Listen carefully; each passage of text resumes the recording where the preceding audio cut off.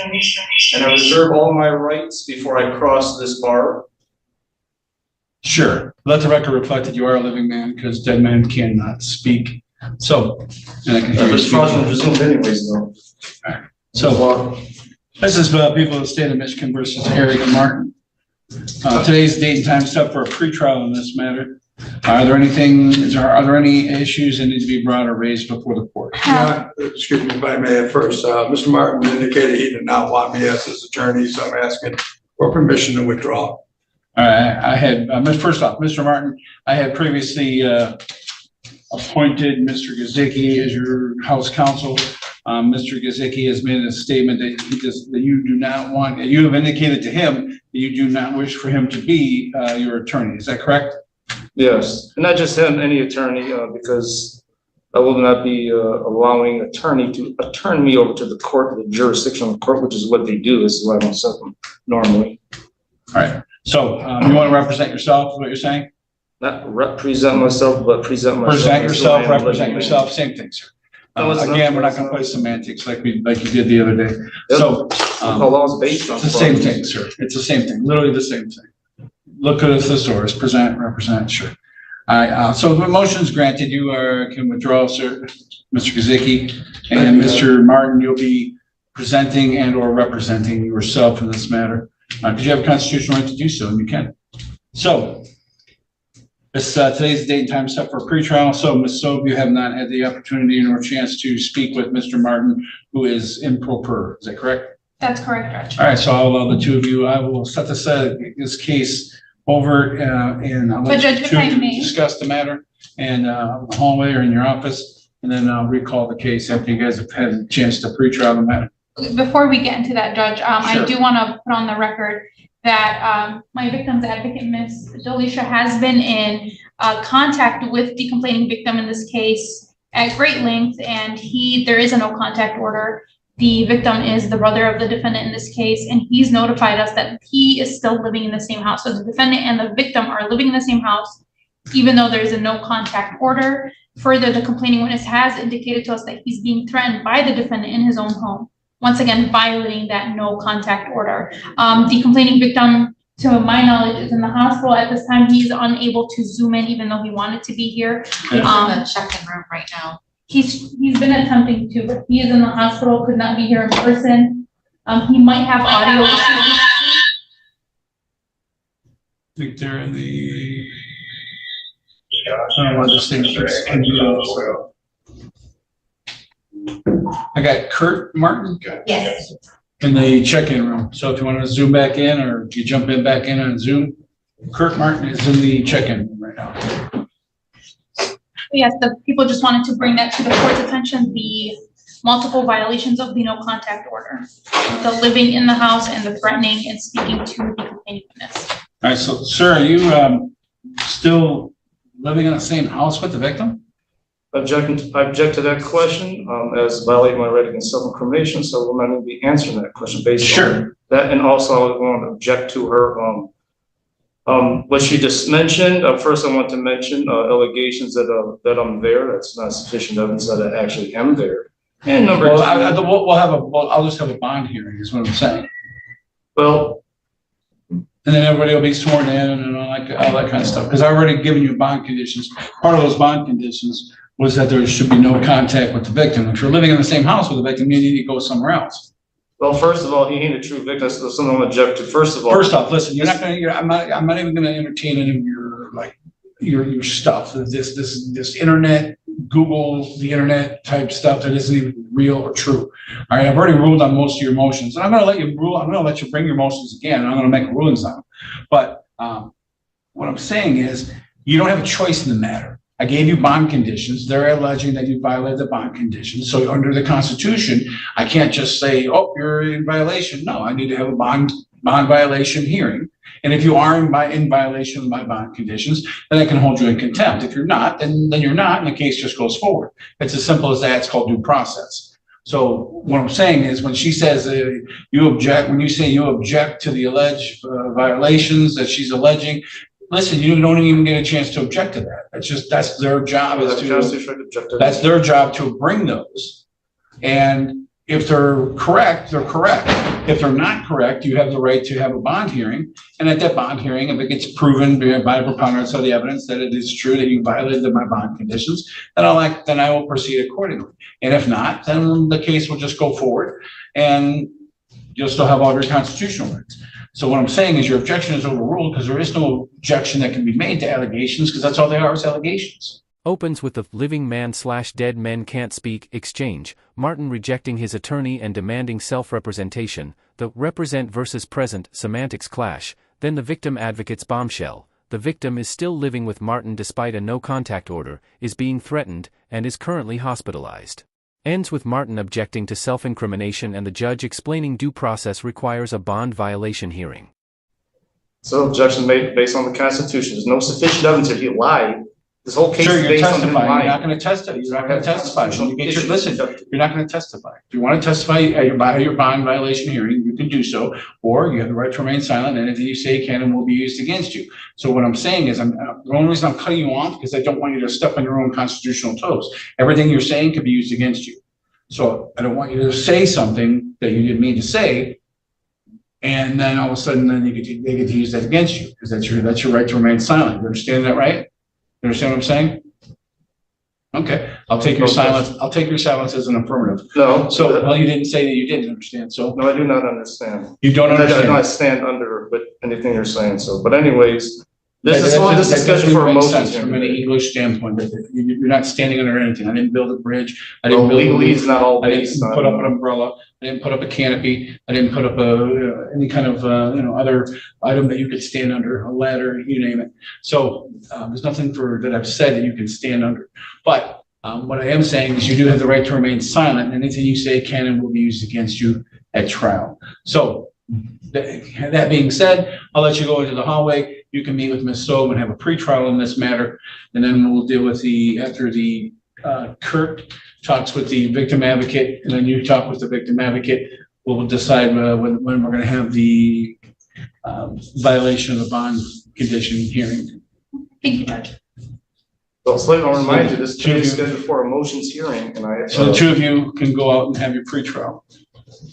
my demand. I just told you go out and have a hallway, have a pretrial. If you don't want to talk to her, then don't talk to her. That's up to you. But what I'm saying is right now. Talk to her. Okay, I'll talk to her. What I'm saying, but Just right saying. now, I have these. Sure, you're not demands. controlling these proceedings. I said, right now is the time for you and Ms. Sobe to have a pretrial. If you're gonna have a pretrial, we'll do that. I'll control when cases get called in front of my court. Thank you very much. Dismiss the case for lack of jurisdiction is denied. 1, you live in Taylor. 2, you allegedly committed a crime in Taylor. 3, the complaint was filed here in Taylor and was sworn to here in Taylor. So under that constitution, you availed yourself of the jurisdiction. You live in Taylor, you enjoy all the protections of the police department, the fire department, garbage services, you name it. You have more than adequate minimum contacts with the jurisdiction. And I find that your motion has no merit and is denied. No, I object to that. As my argument, Article 3, Section 2 of the U.S. Constitution, that's totally irrelevant to when a state's a party. This court doesn't have original jurisdiction. Only the U.S. Supreme Court has original jurisdiction on Article 3, Section 2. And Article 3, Section 2 doesn't allow them as reasons to deny or to say that you have jurisdiction. They do not allow it. Sure, Article 3, Section Therefore, they 2. allow your denial of my demand. Again, your motion is denied. Article 3, Section 2 of the United States Constitution deals with when one state sues another state. And that's like trash cases like New York versus New Jersey, things like that. But they have original jurisdiction over those cases. This is the state of Michigan versus an individual who lives here in Michigan, and that's you. And so living man, living trust, living Stewie, whatever you want to call yourself, guy, big E, little G, I don't know, whatever, all that good stuff, big M. None of that makes any sense, nor does it make any difference legally. The fact that I have little yellow tassels around the flag over here, that doesn't change anything either. This is the United States. Sure, keep on mumbling. This is the United States. This is Taylor. You live in Taylor. You committed a crime allegedly in Taylor. So the case is going to start here in Taylor. And so that's why I have jurisdiction over you for the reasons stated on the record. And just the obvious, the United States Constitution and Michigan Constitution, I have jurisdiction over this. Judge explains the right to remain silent in detail, including that stand under wordplay, sends Martin to the hallway for pretrial with the prosecutor. Martin resists and tries to control proceedings. Judge shuts it down and denies the jurisdiction motion, then dismantles Martin's Article 3, Section 2 sovereign citizen argument and the living man/living trust terminology. Case, so that motion is denied. With regard to bond conditions, your motion to stay or set aside or dismiss the bond conditions is denied. The Michigan court rules, which are set forth by the Michigan Supreme Court, are the ones who specifically state that I can set bond conditions in order to do a couple of things. One, to make sure that you appear at court. Two, to make sure that there's a difference between the parties or allegations of violence against the parties or between the parties, that I can keep the two parties separated in time. So you need to be not living in the same place as the victim in this matter. Now, at the bond hearing, I'm going to set a bond hearing for the alleged violations of that bond hearing, because one of the things I need to know is who owns the house, like legally owns the house. Because I'm a big proponent of property rights, and that was one of the biggest things that we moved over here and created a constitution, and why property rights, and you can't just take people's property and all that kind of good stuff. So somebody's going to be moving out in the meantime during the trial. I don't know if it's you or if it's a victim. Whoever actually owns, like owns the house. I'm not going to order somebody to move out of their own house and let a victim or alleged victim stay in a house that they don't even own. The victim will move. That's how that's going to work. So if you want to check with the victims and see who actually owns the house. To my knowledge, I believe it is the mother's house, and they are brothers. And the mother is still alive? To my knowledge. Okay. Is she alive? You talking about my sister, Lisa Martin? No, she always takes sense. She owns it. She don't own nothing. Who owns the home? Well, I'll just look up the Wayne County Register of Deeds. Council, just make sure you just do a search in the Wayne County Register of Deeds, find out who owns the home. Well, under adverse, not adverse possession law, because I've been living there a minimum of 15 years under that state statute. No, you see, again, Listen. listen. You just have no law, I literally teach it. So just telling you, you're wrong, because you can't have adverse possession with permission. If you have permissive use of the property, you'll never, ever going to get adverse possession. Adverse or non-adverse, okay? Okay, there is no non-adverse, trust me. I don't remember that one ever being on the bar exam. You know what? Hey, whatever bar exam you want to take, you let me know. I'll study for that one too, and I'll take that one. But to answer your question, let me finish saying, you always want to try to cut. No, because I want to wait till everybody's under oath. I'm just saying, I'm staying at the hearing. I want to know legally who owns the property. Someone mentioned, no, we can do that too. I'm just saying, but it's always.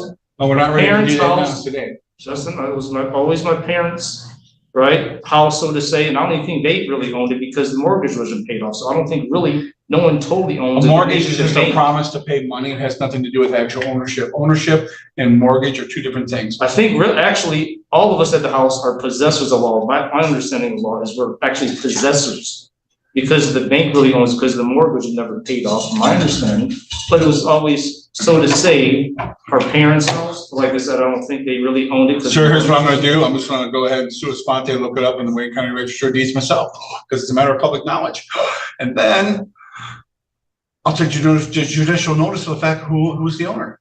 Like I said, that's all I got to do. Adverse and non-adverse possession, MCL statute. What we're going to do is we're going to have a hearing date.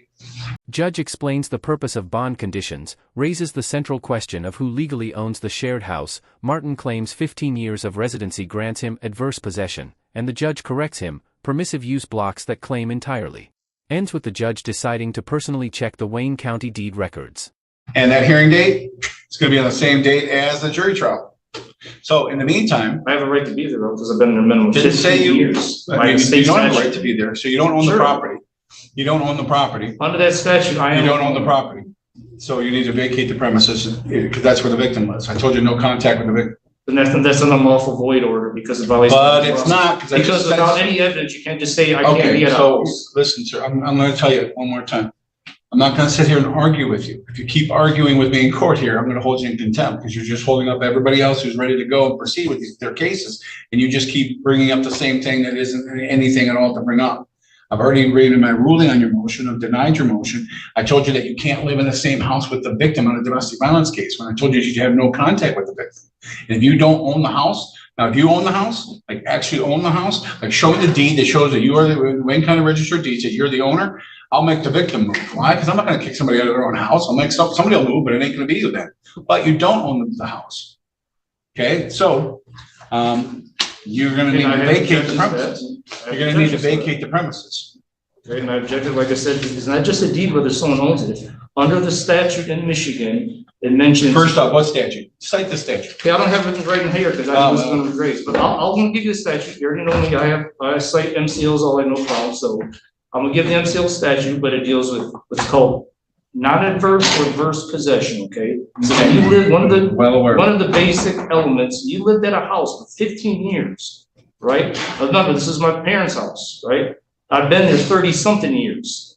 When you lived in a house that long, you are considered part owner, at least, if you know. So, and therefore, a right to be living at that house. No. So it ain't just whether you have a deed or not. That's and regardless of the ownership issue. Yes. No.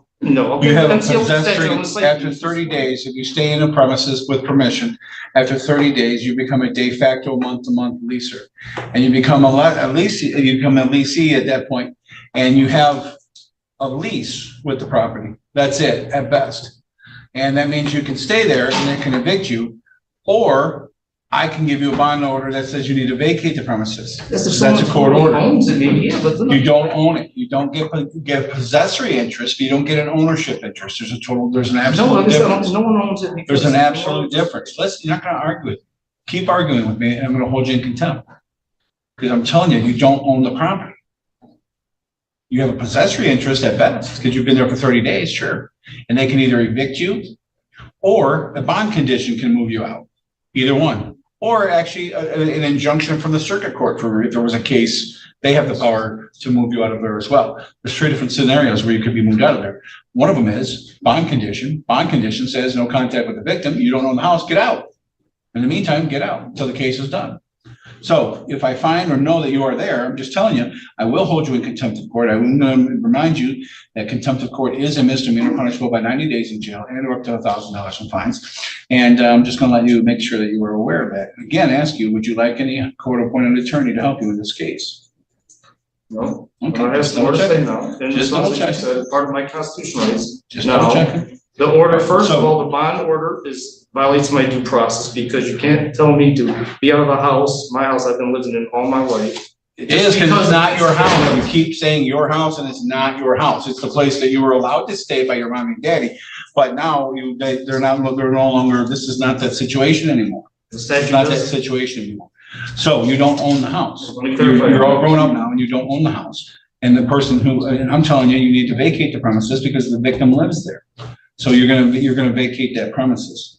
So your motion to set aside the bond conditions is denied because I clearly you can't understand simple concepts that I'm trying to tell you. So I really don't want you to have in a position where you're in the same building with the victim.